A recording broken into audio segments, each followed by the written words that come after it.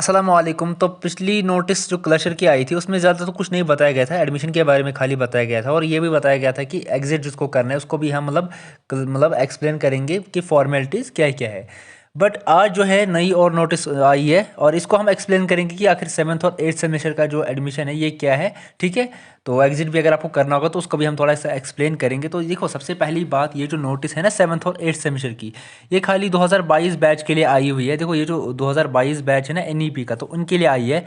ठीक है, अब सभी को पता है कि पहले जो होता था, जो पहला जो सिस्टम होता था सीबीसीएस जो होता था, जैसे कि ग्रेजुएशन कंप्लीट होता था उसके बाद हम एग्जिट करते थे और बाकी जो मतलब डिग्री वगैरह फिर उसके बाद मिलती थी बहुत टाइम बाद। लेकिन अभी जो है यहाँ पे 6 सेमेस्टर के बाद आप एग्जिट भी कर सकते हो और आप जो है कंटिन्यू भी कर सकते हो एक साल और, क्योंकि 3+1 का जो नया मतलब एनईपी आया है तो उसके अकॉर्डिंग आप एक और मतलब साल, एक और मतलब बैच अपने मतलब डिग्री में ऐड कर सकते हो। देखो, सबसे पहली बात, ये जो 7th और 8th सेमेस्टर का एडमिशन पहले तो मतलब इसका जो पहले भी एक नोटिस आया था उसमें आपको फ़ी बताया गया था कि एक फ़ी आपको सबमिट करना है और ये भी बताया गया था कि जिनको एग्जिट करना है उनको भी मतलब एक्सप्लेन कर दिया जाएगा कि क्या क्या आपको करना पड़ेगा एग्जिट करने के लिए, क्योंकि आप जो है एग्जिट भी कर सकते हो, ऐसा नहीं है कि यही है।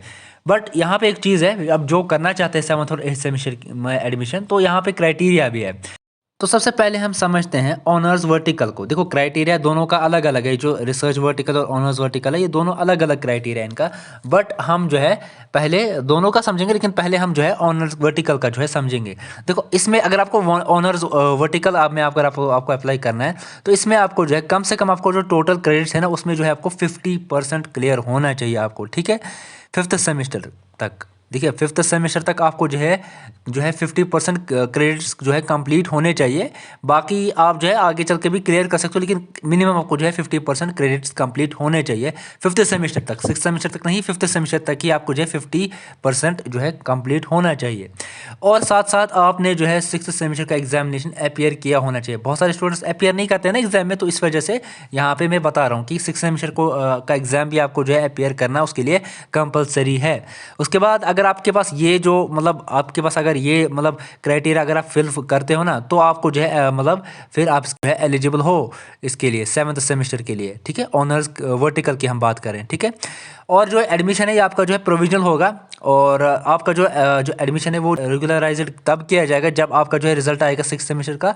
और आपका अगर मतलब क्राइटेरिया जो है, जैसा कि मैंने बताया भी था मैंने आपको कि आपको जो क्रेडिट्स वगैरह, तो ठीक है, जब आप ये क्लियर करोगे रिजल्ट के बाद आपको देखा जाएगा कि आप ये फुलफिल करते हो ये क्राइटेरिया या फिर नहीं। अगर आप करते हो तो आपको जो है एडमिशन जो है आपका वो रेगुलराइज हो जाएगा। ठीक है, आप जो है फिर कंप्लीट आपका जो है एडमिशन हो जाएगा। अब हम बात करेंगे यहाँ पे रिसर्च वर्टिकल की। ठीक है, अब ये एक और बैच है। ठीक है, ये एक और बैच आप अपने डिग्री में ऐड कर सकते हो अगर आपके पास है मतलब क्राइटेरिया, अगर आप कंप्लीट करते हो, फिल करते हो। देखो, सबसे पहली बात इसमें, देखो इसमें एक चीज़ है, आपको जो है सारे 6 सेमेस्टर जो है कंप्लीट होने चाहिए आपको क्लियर। ठीक है, सारे मतलब जो 6 सेमेस्टर आए ना पहले से, 1 2 3 4 5 6 सेमेस्टर आते हैं ना, तो वो सारे आपको क्लियर होने चाहिए, कोई भी बैकलॉग नहीं होना चाहिए। ठीक है, और साथ साथ आपका सीजीपीए जो है कम से कम जो है 7.5 होना चाहिए। ठीक है, मिनिमम 7.5 जो है आपका जो है ये होना चाहिए सीजीपीए। अगर आप 7.5 से नीचे नीचे हो तो आप इसके लिए एलिजिबल नहीं हो। और दूसरा चीज़, आपको जो है कोई भी जो है बैकलॉग नहीं होना चाहिए। 6 सेमेस्टर के रिजल्ट के एंड तक आपका कोई भी बैकलॉग नहीं होना चाहिए, यानी कि आपके सारे 6 सेमेस्टर जो है ना, ये सारे के सारे 6 सेमेस्टर आपको जो है कंप्लीट करने हैं, यानी कि आपका जो है कुछ भी जो है बैकलॉग नहीं होना चाहिए। और साथ साथ 7.5 जो है सीजीपीए भी मिनिमम इसके लिए रिक्वायर है आपके लिए। और एक और चीज़, जैसे कि पिछले वाले को भी मैंने बताया था ना आपको, पिछले वाले जो ऑनर्स वर्टिकल था इसमें भी आपको यही है कि आपका जो एडमिशन है वो प्रोविजनल होगा। ठीक है, और जब आप 6th सेमेस्टर का रिजल्ट आएगा उसके बाद आपको जो है देखा जाएगा कि आपको क्या यहाँ पे आपका जो क्राइटेरिया है वो फुलफिल होता है या फिर नहीं। अगर होता है तो आपका जो है एडमिशन इसमें भी हो जाएगा फिर मतलब रेगुलराइज, फिर आप जो है इसमें कंप्लीटली एडमिशन कर पाओगे।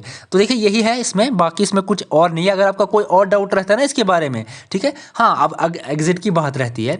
अब एग्जिट भी कर सकते हो, जो कि देखो आपने पिछली वीडियो में मतलब पिछली नोटिस तो आपने पढ़ी ही होगी, उसमें भी आपको बताया गया था कि एग्जिट भी आप कर पाओगे। ठीक है, बाकी इसमें आपका जो है एक प्लस मतलब एक साल और अगर आप करते हो तो इसमें आपका एक और बैच आ जाएगा जो आप इसमें से चूज़ करोगे, ठीक है, जिसके लिए आप एलिजिबल हो।